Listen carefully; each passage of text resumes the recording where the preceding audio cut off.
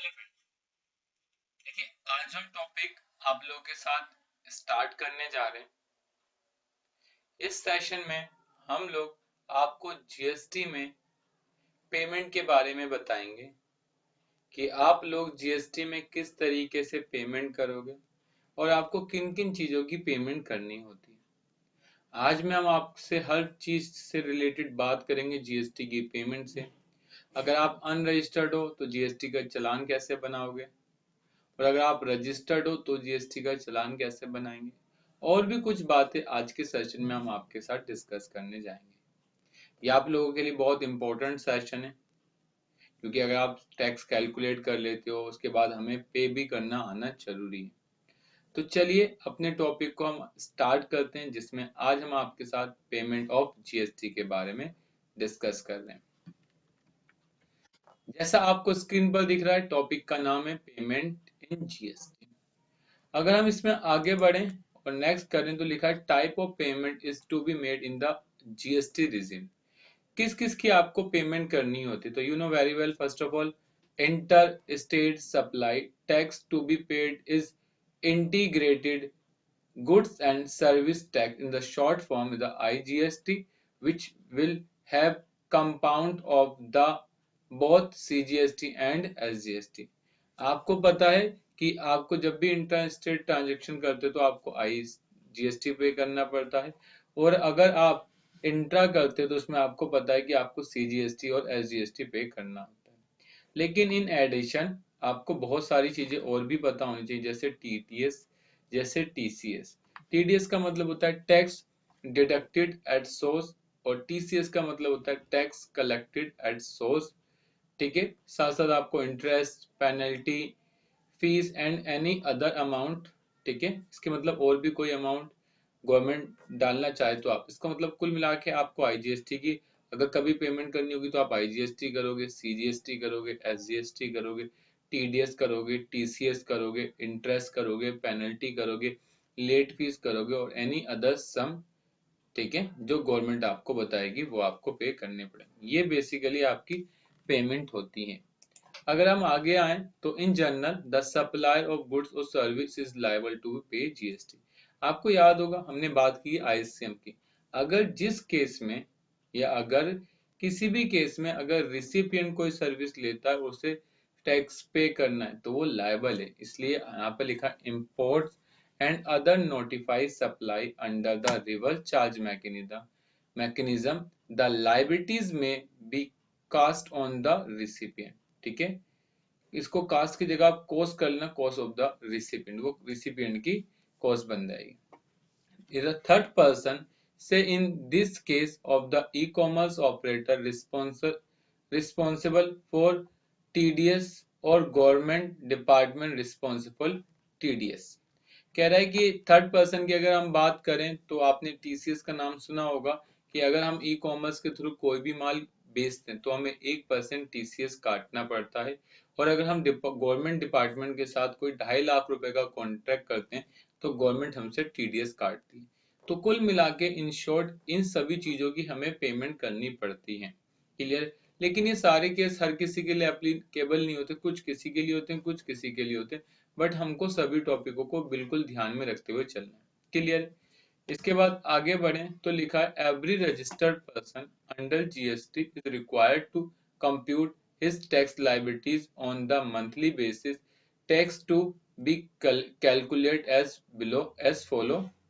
Step 1, compute output या फिर outward tax liabilities on the basis of supply. सबसे पहले आपको अपनी आउटवर्ड लायबिलिटीज पता करनी कि आपने इस महीने कितने की सेल करी। Second step of input tax credit available on purchase, आपने जितने का माल खरीदा उस पर आपको कितना आईटीसी मिलेगा। Step 3, if there is any balance, अगर आपका कोई बैलेंस बचता है, paid to the government by way of various mode of payment. अगर आप सपोज 200 का माल किसी को बेच रहे हैं, 200 रुपए आपने किसी से टैक्स के लिए, और 150 रुपए आप माल खरीदते वक्त दे के आए, तो आपको एक्चुअल में कितने रुपए की पेमेंट करनी? ओनली 50 रुपीज की। तो और इसके वेरियस मेथड हैं, जैसे payment mode under the GST is more digitalized as we pay before goods and service tax network has set up with the objective of providing IT infrastructure for GST implementation in India and payment portal for taxpayer. Usually uses of manually prepared challan will submitted by the electronic generate challan generate from GST in common portal. Clear कह रहा है कि बहुत ज्यादा इन्होंने digitalise अपनी GST portal को बना रखा है और साथ साथ इन्होंने पेपर, ठीक है, इस तरीके से रेडी करा है कि आपका काम सारा ऑनलाइन ही रहे। आगे चलें तो यहाँ पर आपको कुछ मेथड मिले, जैसे कि जीएसटी ने क्यों बनाया, ये लिखा है there is some advantage of payment in GST. जब आप जीएसटी की पेमेंट करोगे तो कुछ एडवांटेज है, जैसे logical tax collection data in electronic format, वो किसके अंदर होगी, एक इलेक्ट्रॉनिक फॉर्मेट में होगी। Faster remittance of the tax revenue to the government account, और जैसे ही आप पेमेंट करोगे डायरेक्ट गवर्नमेंट के अकाउंट में चला जाएगा और गवर्नमेंट उस पैसे को लेकर अपने डेवलपमेंट में, अपने लोगों को सोशल वेलफेयर में या फिर और भी चीजों में बेनिफिट दे सकती है। थर्ड, ये पेपरलेस ट्रांजेक्शन होती है, इसमें पेपर की कोई आवश्यकता नहीं होती। और सबसे इंपॉर्टेंट है fourth point, the speed accounting and reporting and electronic reconciliation of all receipt. साथ साथ आप वहां पर उसका अकाउंट मेंटेन कर सकते हो, आप उसका रिकंसिलिएशन कर सकते हो बहुत इजी तरीके से। अगर आगे चलें तो इलेक्ट्रॉनिक लेजर इन जीएसटी, आपको पता होनी चाहिए हमारे पास इलेक्ट्रॉनिक लेजर होते हैं। जब आप जीएसटी में रजिस्ट्रेशन करते हैं तो आपको तीन तरह के इलेक्ट्रॉनिक लेजर मिलते हैं। पहला होता है कैश लेजर, दूसरा होता है क्रेडिट लेजर और तीसरा होता है लायबिलिटी लेजर। वो भी आएगा, हम डिस्कस कर लेते हैं। Electronic ledger, what is the meaning of electronic ledger? लिखा है electronic ledger is an electronic account where record of deposit and receipt of the tax with input tax credit as available in the GST regime. Every taxpayer has its own payment account where detail of tax payment are recorded online.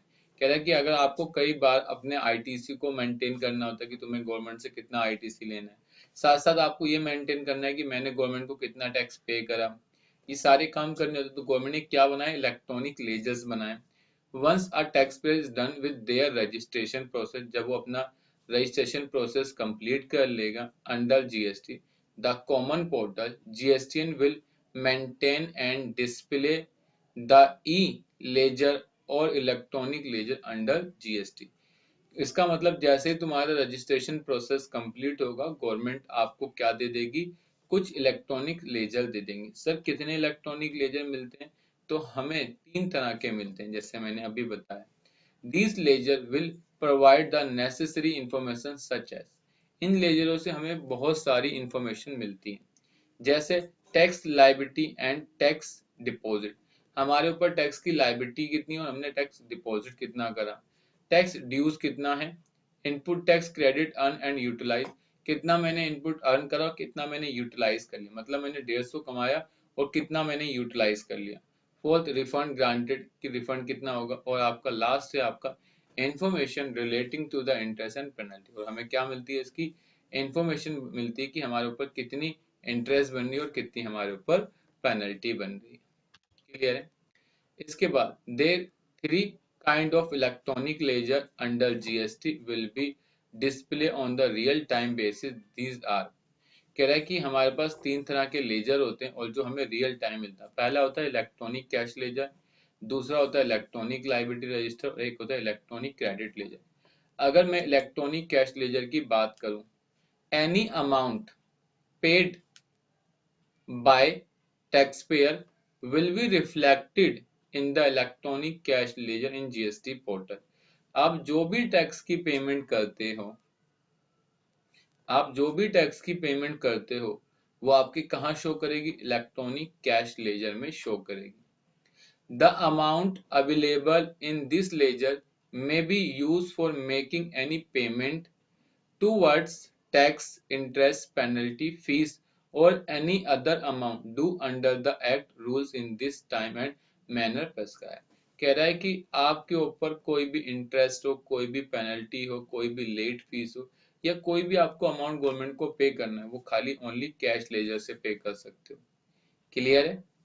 अच्छा, form, जब भी तुम payment करोगे तो आपको एक form मिलेगा जिसका नाम होगा GST PMT 06 challan for deposit of goods and service tax. और एक फॉर्म होता है 7 जीएसटी पीएमटी 07। अगर तुमने अपनी पेमेंट करी, आपके पास से तो पैसा कट गया, आपके अकाउंट से पैसा माइनस हो गया, लेकिन गवर्नमेंट के पास गया नहीं, तो आप एक फॉर्म भरेंगे जिसका नाम होगा GST PMT 7 application for credit of missing payment CIN not generated. मतलब आपने गवर्नमेंट को पेमेंट कर दी, सब कुछ प्रोसेस हो गया, लेकिन आपके पोर्टल में रिफ्लेक्ट नहीं कर रहा और आपके पास से पैसा कट गया, तो उस केस में आप गवर्नमेंट को एक फॉर्म भर के दो, गवर्नमेंट अपने बिहाफ पर चेक करेगी और उसके बाद आपको पैसा दे देगी। क्लियर है? तो सिंपल सी बात अपने माइंड में फिक्स कर लो कि इलेक्ट्रॉनिक कैश लेजर का मतलब होता है कि जब मैं गवर्नमेंट को कोई भी टैक्स पे करता हूँ, चाहे वो नेट बैंकिंग के थ्रू पे करता हूँ, एनएफटी के थ्रू पे करता हूँ, आरटीजीएस के थ्रू पे करता हूँ, या फिर एनी अदर मोड के थ्रू गवर्नमेंट को पैसा देता हूँ, सारा पैसा कैश लेजर में जाता है। क्लियर? इसके बाद electronic liability register. Electronic liability register वो रजिस्टर होता है, जितनी भी लायबिलिटीज मेरे अकाउंट में आती है, जितनी, चाहे कोई टैक्स से आए, कोई इंटरेस्ट से आए, कोई पेनल्टी से आए, कोई लेट फीस से आए, वो सब मेरी किस में आ जाती है? इलेक्ट्रॉनिक लायबिलिटी रजिस्टर में। These ledger record all liabilities of a tax payer. मतलब कॉमन सी बात है, वो आपकी सारी लायबिलिटी रखता है। Total tax liabilities of every month will be shown automatically on the real-time basis in the GSTN dashboard in details it's shown. Clear है? ये आपको हमेशा शो करेगी, कहां पर? डैशबोर्ड में शो करेगी जीएसटी के। क्लियर है? तो याद रखना, the tax, interest, late fee और any other amount payable per the return furnished by the tax payer और पर एनी प्रोसीडिंग। हो सकता है आपके ऊपर कोई टैक्स बनता हो, आपके ऊपर कोई लेट फीस बनती हो, आपके ऊपर कोई पेनल्टी बनती हो, आपके ऊपर कोई इंटरेस्ट बनता हो जो आपको पे करना है, चाहे वो किसी रिटर्न के थ्रू आए या फिर किसी प्रोसीडिंग के थ्रू। प्रोसीडिंग की मतलब होता है कि आपने गवर्नमेंट को धोखा दिया, मतलब आपको कोई गलत काम कर रहे थे, वो गवर्नमेंट को पता चल गया और गवर्नमेंट ने कहा 1 लाख रुपए दो टैक्स का, जो आपने अब तक घपला किया है, तो उसके ऊपर आपको जो देना पड़ेगा वो भी आपका इलेक्ट्रॉनिक लायबिलिटी रजिस्टर में आएगा।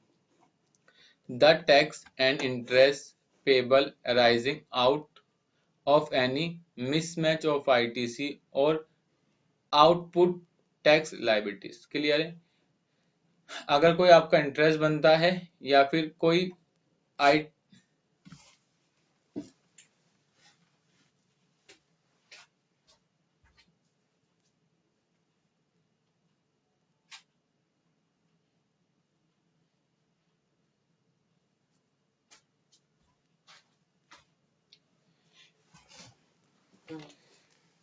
अगेन रिपीट करता हूँ इस sentence, the tax and interest payable arising out of any mismatch of ITC output tax liabilities. आपको क्लेम 70,000 का करना चाहिए था, आपने क्लेम 1 लाख का कर लिया, तो मिसमैच तो आएगा ना। जो तुमने एक्स्ट्रा क्लेम करा है उसे आपको पे करना पड़ेगा। ठीक है? एनी इंटरेस्ट डेट में एकर फ्रॉम टाइम टू टाइम, और जो भी आपका इंटरेस्ट बनता है वो टाइम टू टाइम एकर होगा। द रिवर्सल ऑफ आईटीसी और इंटरेस्ट। ठीक है? अगर आपने एक्स्ट्रा क्लेम कर लिया उसके बाद आप उसे वापसी करें तो उस पर आपको वो तो टैक्स तो देना ही देना पड़ेगा जितना आपने एक्स्ट्रा क्लेम करा, साथ साथ आपको आईटीसी भी देना पड़ेगा। Clear? Tax payer should settle their liability in the following order. क्या है कि आपको अपनी लायबिलिटी खुद ही सेट ऑफ करनी पड़ेगी, जिसमें पहला होता है self assess tax and other dues. आप खुद सेल्फ असेस करेंगे। Other due such interest, penalty, fees और any other amount relating to the previous tax period return. Clear है? जैसे आपको पता है कि हमें जब भी रिटर्न भरनी होती है तो हमें खुद सेल्फ डिक्लेयर करना पड़ता है कि हमें टैक्स कितना देना है, तो गवर्नमेंट ने कहा कि आपको खुद डिसाइड करना है कि आपको अपनी लास्ट रिटर्न का कितना टैक्स पे करना है।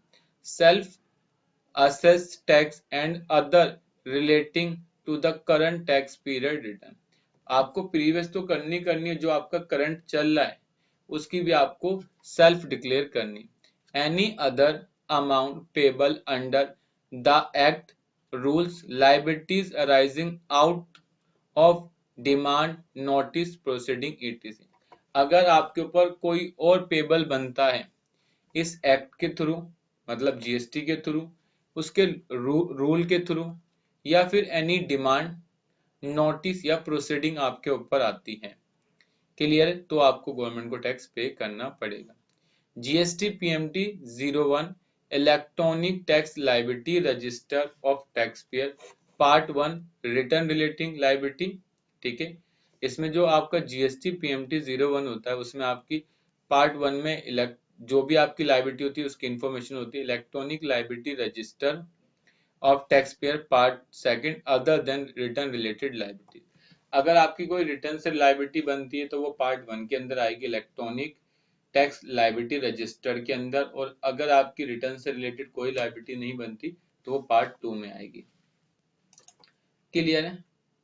अगर हम बात करें नेक्स्ट, तो नेक्स्ट आता है electronic credit ledger, the most important ledger जो आपसे हर कोई पूछता है। पढ़ते हैं। Every claim of ITC self assessed by the tax payer shall be credited to his ledger. The amount available in this ledger may be used for payment toward output tax liabilities. Common सी बात है, जब भी आप कोई माल खरीदते हैं तो उसका आईटीसी आप खुद असेस करते हैं ना कि मुझे कितना क्लेम करना है, कॉमन सी बात है, ठीक है। तो यही लिखा है कि every claim of ITC is self assessed bye tax payer shall be credit, जब तुम उसे क्लेम करते हो ना तुम्हारी किस में पहुंच जाता है, वो क्रेडिट हो जाता है to his ledger. The amount available in this ledger may be use for payment toward output tax only. अब कॉमन सी बात है, जितना मैंने आईटीसी लिया, जितना मुझे पे करना था, टैक्स पे करना था, उतना तो मैं उसके साथ यूज कर लूंगा और बाकी मेरा किस में पहुंच जाएगा, इलेक्ट्रॉनिक क्रेडिट लेजर। मान लो मैंने 250 रुपए का आईटीसी लिया, मुझे 200 पे करने, तो बचा कितना, 50 बचा ना, तो 50 मेरे इलेक्ट्रॉनिक क्रेडिट लेजर में पहुंच जाएंगे। दिस लेजर में include the following ITC on inward supply from registered tax payer, अगर आप किसी से माल खरीद के लाते हैं तो आपका आईटीसी सारा किसमें जाएगा, इलेक्ट्रॉनिक क्रेडिट लेजर में। ITC avail based on distribution from input service distributor, अगर मैं एक हेड ऑफिस हूं और मैं अपने बचे हुए आईटीसी को आपको पास ऑन करना चाहूंगा तो वो भी किसके अंदर जाएगा, इलेक्ट्रॉनिक क्रेडिट लेजर में जाएगा। Day immediately preceding the date on which the taxpayer become liable to pay tax provided he applies for registration within 30 days of becoming liable। आपको पता होगा अगर मैं जीएसटी के अंदर आना चाहता हूं, मान लो मेरा दिसंबर मंथ में मैं जीएसटी के अंदर आने के लिए लायबल हो गया और मैंने 30 दिन के अंदर रजिस्ट्रेशन भी करवा लिया, तो मेरे पास जितना पुराना स्टॉक पीछे पड़ा हुआ था मैं उनका भी आईटीसी ले लूंगा। जो उनका आईटीसी लूंगा तो किसके अंदर जाएगा, इलेक्ट्रॉनिक क्रेडिट लेजर में जाएगा, क्लियर है। ITC eligible on payment made on reverse charge basis, जब आप किसी आरसीएम की पेमेंट करेंगे और जब उसके बाद उसका आईटीसी क्लेम करेंगे तो भी किस में जाएगा, इलेक्ट्रॉनिक क्रेडिट लेजर में जाएगा। ITC on input of stock held semi finished goods or finished goods held in stock, आप स्टॉक का तो ले सकते हैं, आप सेमी फिनिश्ड गुड्स का ले सकते हैं और आप फिनिश्ड गुड्स का भी आईटीसी ले सकते हैं, ठीक है। Permissible ITC on inputs held in stock and input contained in semi-finished or finished goods held in stock on the day of the conversion from the composition scheme to regular tax scheme। मान लो पहले मैं composition में था, आपको पता है ना composition वाले को तो कोई आईटीसी मिलता ही नहीं, लेकिन अब मैं कंपोजिशन से रेगुलर बन रहा हूँ तो जो मेरे पास माल था कंपोजिशन में उसका आईटीसी मुझे मिल जाएगा जब मैं रेगुलर में आऊंगा, और जब वो पैसा मुझे मिलेगा तो पता है मेरे किस में जाएगा, इलेक्ट्रॉनिक क्रेडिट लेजर में जाएगा, क्लियर है। इसके बाद पेमेंट फॉर, जब आप पेमेंट करोगे तो आपको पता है पहले आईजीएसटी की आईजीएसटी से होगी, फिर जो बचेगा वो फिर एसजीएसटी से, फिर सीजीएसटी से, क्लियर। उसके बाद एसजीएसटी की पेमेंट एसजीएसटी से होगी, उसके बाद सीजीएसटी की पेमेंट सीजीएसटी से होगी, क्लियर है। और जो इसके लिए एक फॉर्म होता है वो होता है GST PMT 02 content electronic credit laser, मतलब जो भी आप ये यूटिलाइज करते हैं टैक्स का, उसकी जो भी फॉर्म होता है वो फॉर्म जीएसटी पीएमटी 02 होता है, क्लियर है। तो कुल मिला के हमने अभी ये सीखा कि हमारे पास तीन तरह के लेजर होते हैं। पहला होता है इलेक्ट्रॉनिक कैश लेजर, मतलब जब हमें टैक्स की कोई भी पेमेंट करनी है या हम पर कोई भी लाइबिलिटीज बनती है तो हमें उसकी जब पेमेंट करनी होगी तो पहले जो हम पेमेंट करेंगे वो किस में जाएगी, इलेक्ट्रॉनिक कैश लेजर में जाएगी। अगर हमारे ऊपर कोई भी लाइबिलिटी बनती है, चाहे वो टैक्स से बनती है, चाहे वो इंटरेस्ट से बनती है, चाहे वो लेट फीस से बनती है, चाहे वो पेनल्टी से बनती है, हम उसकी पेमेंट करेंगे करेंगे तो है। लेकिन वो जो लाइबिलिटीज उठेगी या बनेगी वो मेरी किस में जाएगी, इलेक्ट्रॉनिक लाइबिलिटी रजिस्टर में जाएगी। और आता है लास्ट में इलेक्ट्रॉनिक क्रेडिट लेजर। ये लेजर ऐसा लेजर होता है, ये लेजर एक ऐसा लेजर होता है जिसमें मेरा बचा हुआ आईटीसी पास ऑन होता है। मतलब जब भी मैं कोई भी आईटीसी क्लेम करूंगा वो सारा इलेक्ट्रॉनिक क्रेडिट लेजर में जाएगा। और अगर मेरा आउटपुट कम है तो उसके अंदर पड़ा रहेगा, और अगर मेरा ज्यादा है तो उसमें से माइनस हो जाएगा। क्लियर है? चलें आगे। इसके बाद आगे आते हैं payment process of GST. GST का प्रोसेस क्या है पेमेंट का? पेमेंट दो तरीके से होती है, ठीक है। जैसे आप देख सकते हैं यहाँ electronic credit laser, only tax can be paid, interest, penalty and fees cannot be paid by debit in the credit ledger। आप कभी भी इलेक्ट्रॉनिक क्रेडिट लेजर से ना तो इंटरेस्ट की पेमेंट कर सकते हैं, ना पेनल्टी की, और ना ही किसी फीस की। मतलब अगर आपके ऊपर कोई इंटरेस्ट, कोई पेनल्टी या फिर कोई फीस बनती है तो आप उसको क्रेडिट लेजर से पे नहीं कर सकते। Tax payer shall be allowed to take credit of tax paid on input tax credit and utilize the same for payment of output tax। याद रखना, आप खाली इलेक्ट्रॉनिक क्रेडिट लेजर से जो आपका टैक्स बना था, जो आपकी टैक्स आउटपुट बनी थी, उसी को माइनस करने के लिए यूज कर सकते हैं। मान लो आपका टैक्स 200 रुपए का बना था और आपका आईटीसी 250 रुपए का था, उसके लिए यूज कर सकते हैं। अदर देन हम इलेक्ट्रॉनिक क्रेडिट लेजर का कहीं यूज नहीं करेंगे। क्लियर? आगे बढ़ते हैं। इसके अंदर कैश लेजर। कैश लेजर आप यूज हर चीज के लिए कर सकते हो, जैसे इंटरेस्ट पे करना, पेनल्टी पे करना, लेट फीस पे करना, वहां कर सकते हैं। In cash by debit in the electronic cash laser of the tax pair maintain on the common portal internet banking. अब तुम इसके अंदर पैसा कैसे पहुंचा सकते हो, इसके अंदर हम पैसे कैसे पहुंचा सकते हैं? कॉमन सी बात है, इंटरनेट बैंकिंग के थ्रू पहुंचा सकते हैं। किसके थ्रू पहुंचा सकते हैं हम? इंटरनेट बैंकिंग के थ्रू पहुंचा सकते हैं, ठीक है। दूसरा, क्रेडिट और डेबिट कार्ड के थ्रू पहुंचा सकते हैं, लेकिन इंटरनेट बैंकिंग में वही बैंक जो गवर्नमेंट ने नोटिफाई करें, ऑथराइज बैंक ओनली। अब ऐसा नहीं कि आप जाओ कहोगे सर मेरे पास ग्रामीण सरकारी बैंक का अकाउंट है, इससे पैसा ट्रांसफर हो जाएगा, नहीं होगा। आप कहोगे जैन कॉर्पोरेट बैंक से हो जाए, नहीं होगा। क्लियर है?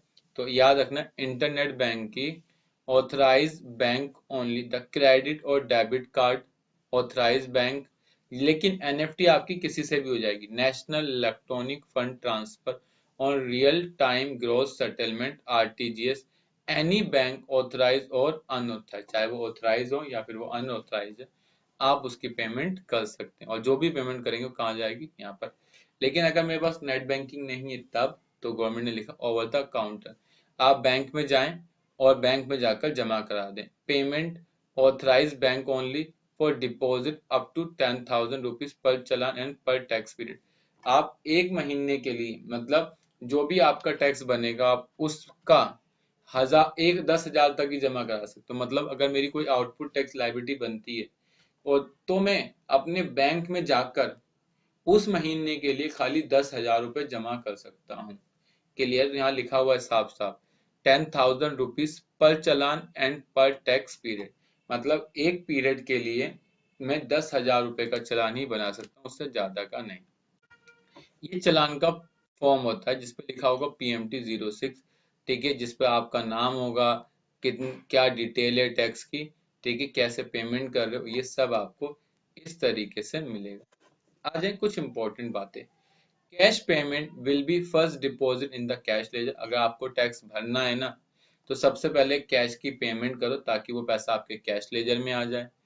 It shall reflect the relevant debit entry number in this return. उसके बाद आपकी रिटर्न जब आप भरोगे तो वहां से वो यूज कर लिया जाएगा। The tax payer shall debit the ledger while making payment in the monthly return. जब आप रिटर्न की पेमेंट करोगे तो वहां से वो डेबिट कर लिया जाएगा। After making all adjustment and taking input tax credit ITC available to the taxpayer, a taxpayer is required to pay any balance GST liabilities online। Clear. और अगर कोई भी बैलेंस बचता है तो वो आपके किस में शो जाएगा, कैश लेजर में। चले, due date of tax deposit, payment of tax by the normal taxpayer is to be done on monthly basis by the 20th of the succeeding month। मतलब अगर आपको अपनी टैक्स की पेमेंट करनी है तो 20 तारीख तक कर देनी है। For example, payment of tax for the month of the August shall be paid by the 20th of सितंबर। अगर कोई आपकी अगस्त की पेमेंट है तो आपको 20 सितंबर तक कर देनी चाहिए। To credit and To create and generate a challan without logging into the GST portal,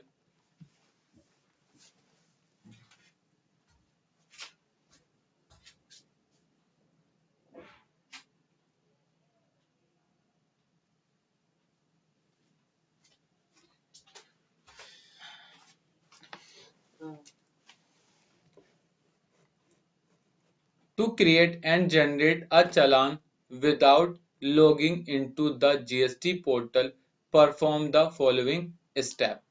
अगर आप जीएसटी में बिना रजिस्ट्रेशन करे अपनी टैक्स की पेमेंट करना चाहते हैं तो सबसे पहले जाएं www.gst.gv.in पर, फिर सर्विस में जाएं, फिर पेमेंट पे जाएं और वहां जाके पेमेंट कर दें। जैसे आप देख सकते हैं ऑनलाइन भी gst.gv.in, ठीक है। आप इस साइट पे जाएंगे, लॉगिन करेंगे और लॉगिन करने के बाद आपको मिलेगा सर्विस, सर्विस में जाएंगे पेमेंट और यहाँ से क्रिएट कर देंगे। जब आप क्रिएट करेंगे तो आपसे कुछ बेसिक इन्फॉर्मेशन कह रहा है, आपका जीएसटी नंबर या अदर आईडी है। अगर आपके पास कोई अदर आईडी है तो आपको डालनी पड़ेगी। जैसे मैं डालता हूँ, मैंने कहा मेरे पास अदर आईडी नहीं है, FSNPS4890C। उसके बाद मैंने यहाँ पर लिख दिया 682488 और लॉगिन पर क्लिक कर दिया। ये मेरी आईडी नहीं है, ठीक है। मुझे अपनी वैलिड आईडी डालनी है, जैसे 07SNPS4890C1Z6, ठीक है। जैसे ही करा तो यहाँ देखो मेरा नाम आ गया, जीएसटी नंबर आ गया, ईमेल आईडी आ गया, फोन नंबर आ गया, नेम आ गया, एड्रेस आ गया। अब मेरे को कितना टैक्स पे करना है, मैंने कहा 100 रुपये CGST और 100 रुपये SGST डाल दूंगा, 200 रुपये हो गया। पेमेंट कैसे करनी, तो मैंने कहा ई पेमेंट ओवर द काउंटर या फिर NFT। अगर आप ई पेमेंट मतलब नेट बैंकिंग से करना चाहते हैं तो आप जनरेट कर दें। तो आपका देखिए यहाँ पर जनरेट होगा चलान, लेकिन लिखा है री एंटर योर जीएसटी नंबर। फिर आपको दोबारा अपना जीएसटी नंबर टाइप करना है और इसके बाद प्रोसीड पर क्लिक कर देना है। तो आपका चालान सक्सेसफुली जनरेट हो गया। उसके बाद आप इसे डाउनलोड कर सकते हैं और अगर आप चाहें तो अपनी प्रेफर बैंक से इसे पेमेंट कर सकते हैं इस तरीके से। तो ये आपकी बैंक पेमेंट हो जाएगी, ठीक है। फिर ये आपको डायरेक्ट कहाँ ले जाएगा, SGFC की साइट पर ले जाएगा और फिर आपको जैसे पेमेंट करनी होगी वैसे कर देना। क्लियर है, ठीक है। देखो यही टॉपिक आया जो भी हमने आपके साथ इंटर करा था। दूसरा, अगर आप जीएसटी को पेमेंट करना चाहते हैं मतलब लॉगिन करने के बाद, तो आप लॉगिन करने के बाद भी कर सकते हैं। सबसे पहले क्या करना पड़ेगा, आपको लॉगिन के टैब पे आना पड़ेगा। यहाँ लॉगिन का टैब हाइड हो गया, gst.gv.in पर जाएंगे। अभी लॉगिन यहाँ आ नहीं रहा, ठीक है। तो यहाँ देख लो आप, ठीक है। आपको लॉगिन करना है और फिर लॉगिन करने के बाद पेमेंट पे जाना है और फिर जनरेट कर देना है। जब आप जनरेट चालान करोगे तो यहाँ पर एक CPN नंबर बन जाएगा जो आपका 15 डिजिट्स का होगा, ठीक है। जिसमें आपको क्रेडिट आपने क्रिएट कब करा पता चलेगा, आपने अमाउंट क्या लिया वो पता चलेगा, आपने मोड कब लिया क्या पता चलेगा और एक्सपायरी डेट क्या है वो आपको पता चलेगी। फिर आपको नेक्स्ट पर क्लिक करना है। उसके बाद आपका जो भी प्रेफर बैंक होगा वो आ जाएगा। फिर आपको नेक्स्ट पर क्लिक करना है, फिर यहाँ पर सिलेक्ट करना है और इस तरीके से आप इसकी पेमेंट कर देंगे। जब पेमेंट हो जाएगी तो वहाँ पर एक मैसेज आ जाएगा व्यू रिसिप्ट, आपको रिसीव मिल जाएगी, ठीक है। और वो जो आपने पैसा पे करा होगा वो आपका डायरेक्ट कहाँ चला जाएगा, कैश लेजर में बैलेंस आ जाएगा। क्लियर है, इस तरीके से आगे चलें। इसके बाद what is the electronic credit ledger, ledger for all tax liabilities, ledger for all ITC credit, ledger for all cash paid by taxpayer and ledger for all output and inward supply। ठीक है, इसका answer आप लोग दे देना। तो हमने आज आप लोगों के साथ एक बहुत इंपॉर्टेंट टॉपिक डिस्कस करा, जिसके अंदर आज हमने आपके साथ पेमेंट ऑफ जीएसटी की बात करी, जिसमें हमने बताया कि आप गवर्नमेंट को पेमेंट कैसे करोगे और आपके जीएसटी पोर्टल में कितने तरह के लेजर होते हैं और किस लेजर का क्या मतलब है। ये हमारे लिए बहुत ज़्यादा इम्पोर्टेंट है, क्योंकि हम अगर एक अकाउंटेंट है तो हमें पता होना चाहिए जीएसटी की पेमेंट कैसे होती है, और साथ साथ हमें ये भी पता होना चाहिए कि हम लोग जीएसटी में कितने लेजर को मेंटेन करते हैं। तो कई बार जब हम इंटरव्यू पे जाते हैं तो लोग हमसे कहते हैं कि आप हमें सर ये बताओ हमारे पास आईटीसी कितना है या हमें गवर्नमेंट से कितना पैसा लेना है।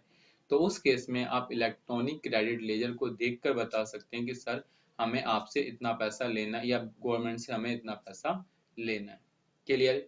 तो बस आज के लिए इतना ही। Thank you for watching video.